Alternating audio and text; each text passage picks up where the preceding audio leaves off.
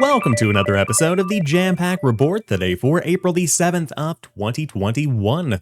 Of course, my name is Samuel Adams, and this is a daily gaming news podcast meant to bring you the hottest news you need to know from around the industry, hosted on YouTube and podcast services around the world 5 days a week. It's your one-stop shop for everything you need to know. So if you enjoy the show and you like what you see, hit that subscribe button and keep coming back for more.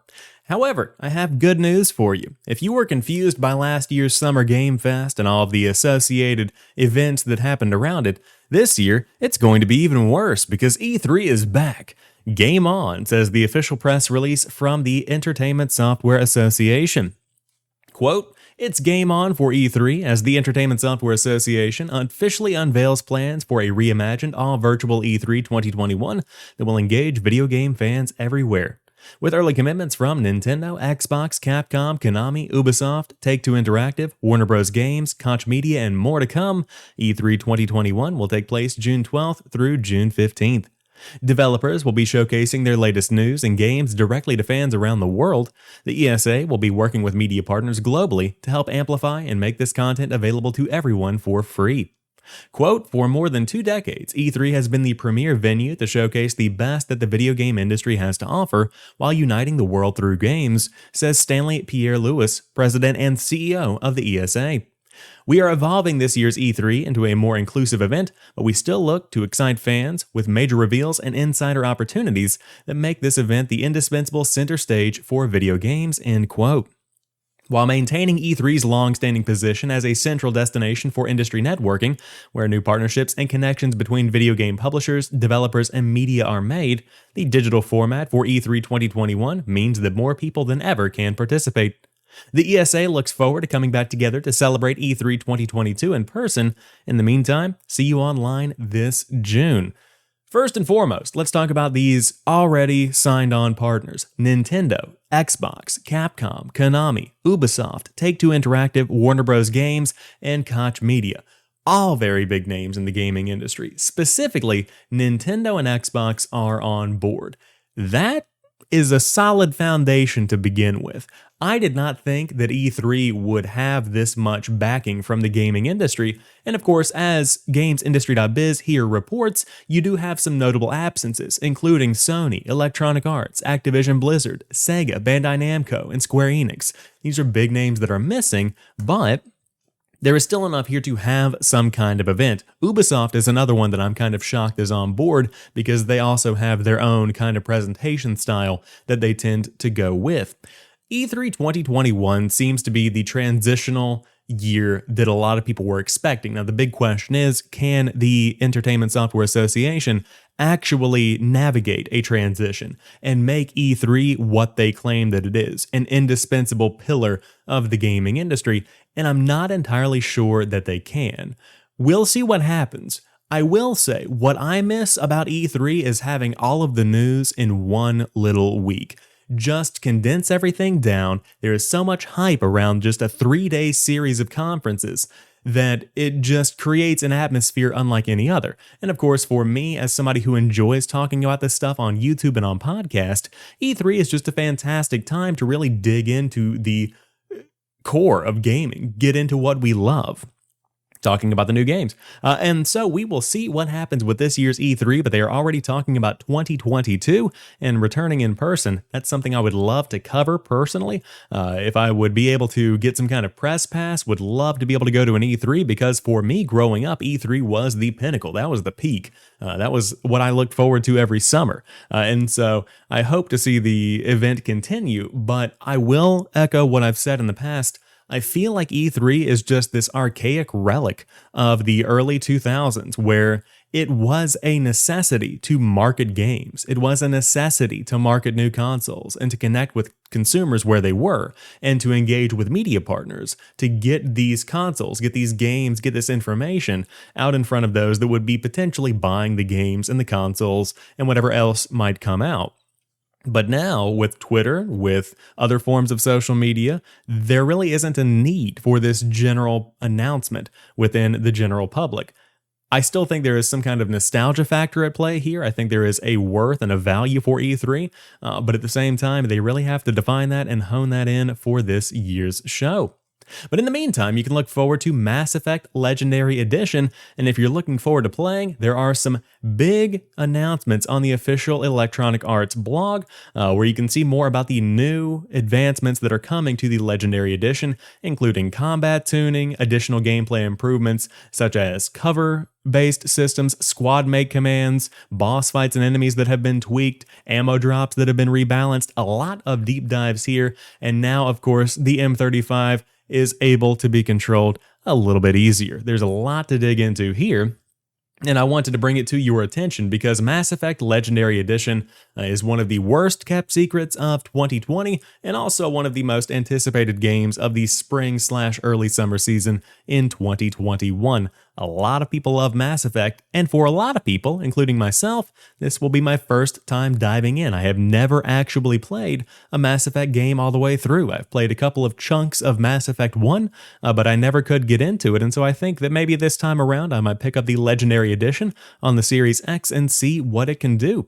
But if you want to learn more about the entire setup that you've got here, if you want to learn more about the features that are coming to Mass Effect Legendary Edition, there is an entire blog up right now giving you all of the details. I did want to talk about this story very briefly. This is an article that started making the rounds from Inverse that is discovering why MLB The Show made it to Game Pass. And they ask the question, why is MLB The Show 21 on Game Pass? And according to PlayStation, the decision to bring MLB The Show 21 to more platforms and Game Pass came straight from Major League Baseball.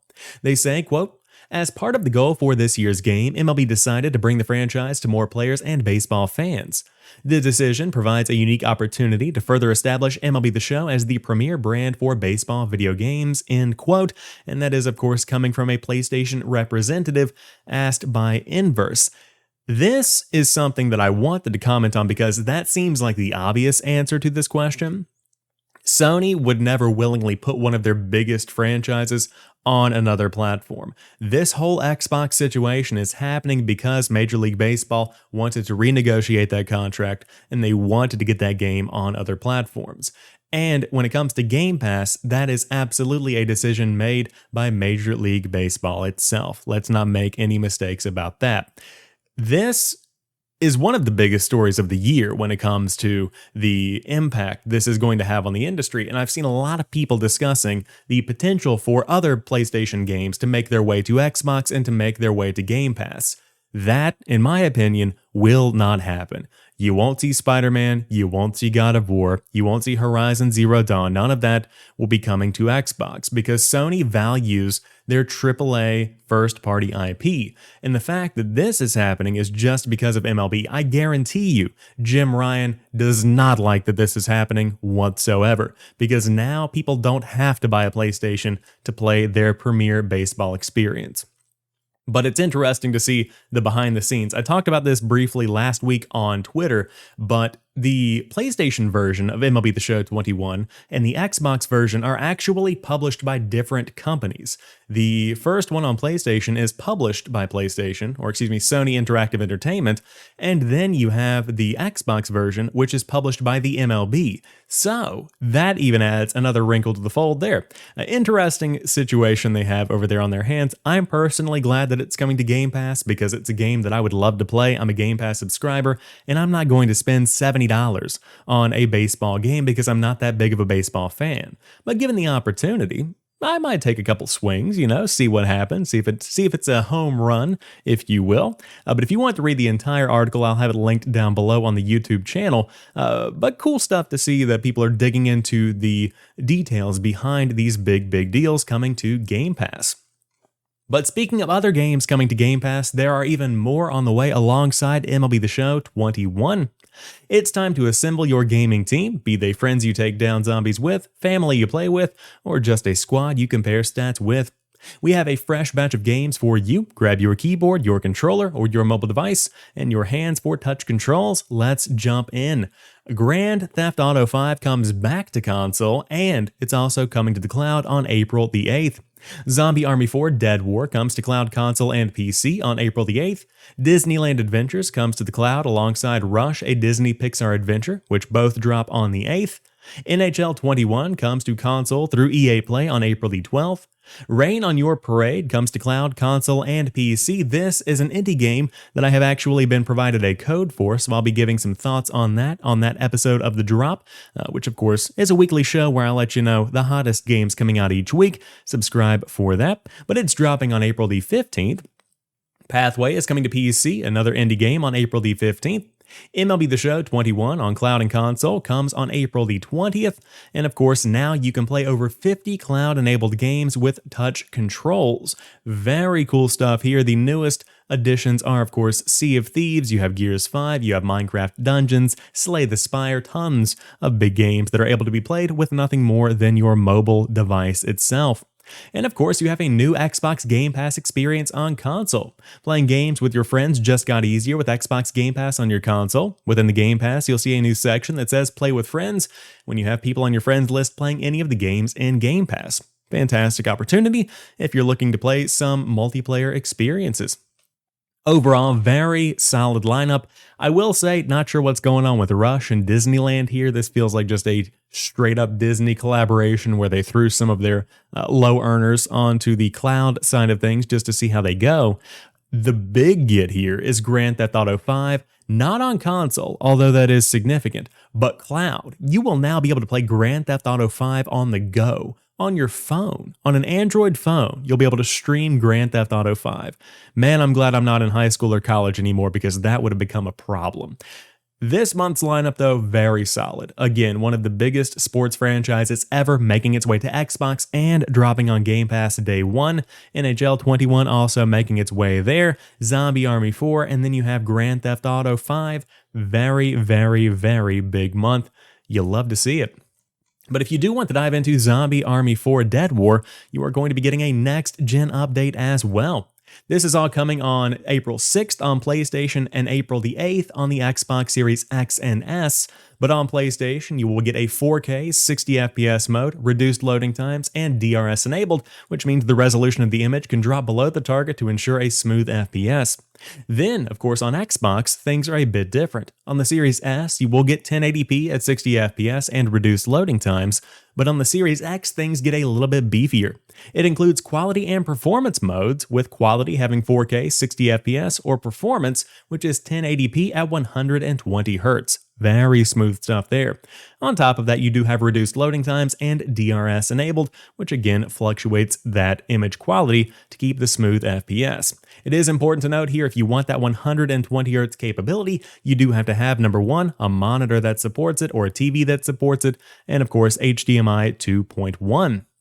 There are also plenty of other advancements and tweaks that are coming with this patch, but if you do want to check out Zombie Army 4 Dead War, it's officially going to be a next-gen title, and I do like to see these games updated to keep that experience fresh and to keep things looking good on the newest hardware.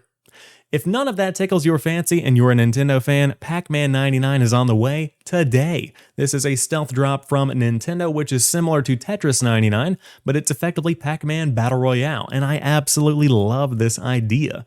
It's these games that really get me, and they want me to get a Switch. They want me to, and I want to get a Switch, but I know that I don't need a Switch just for this. Of course, let's go ahead and read through the description itself. It's an all-new flavor of Pac-Man. Test your chomping chops in a 99-player Pac Royale. It's an all-new flavor of Pac-Man. Test your chomping chops in a 99-player Pac Royale. I love it when they put the same title twice. 40 years after the classic Pac phenomenon rocked the gaming world, Pac-Man is back in a new 99-man Battle Royale. Get back in the maze and chase down the iconic ghost. Who will be the last Pac-Man standing? Switch between 8 different strategies and send Jammer Pac-Man to get in your opponent's way. Eat power pellets to turn the ghost blue and make them vulnerable. Eat them to send Jammer Pac-Man to your opponents. The more ghosts you eat, the more jammers you'll send. Eat a ghost train for a huge comeback and gain the upper hand by switching between 8 different preset strategies. Speed up, send extra jammers, and more. Switching at just the right moment could give you an edge over your rivals, and you can make the game look like your favorite Namco classics. You can purchase downloadable custom themes based on Xevious, Galaga, Dig Dug, and more to change the look of the game, and there are 20 different classic themes in all, Plus, they do more than change the graphics, check out the sounds too. This is, again, very much so like Tetris 99. I believe Super Mario 99, there was another Mario-themed Battle Royale. But if you want to dive in and check it out, this is going to be coming out today on April the 7th. And if you want to unlock everything, you are going to get it for $29.99. But I do believe this game is going to be one of the free-to-play Nintendo Online games. So take that for what you will, and make sure you have 767 megs available on your system before you head to that download button. But that rounds out today's episode of the Jampack Report. If you enjoyed today's show, drop me a like down below and let me know what stories caught your eye. But are you looking forward to E3 2021? Let me know in the comment section down below. Until tomorrow, you guys have a fantastic rest of your day. I'll talk to you soon, and peace.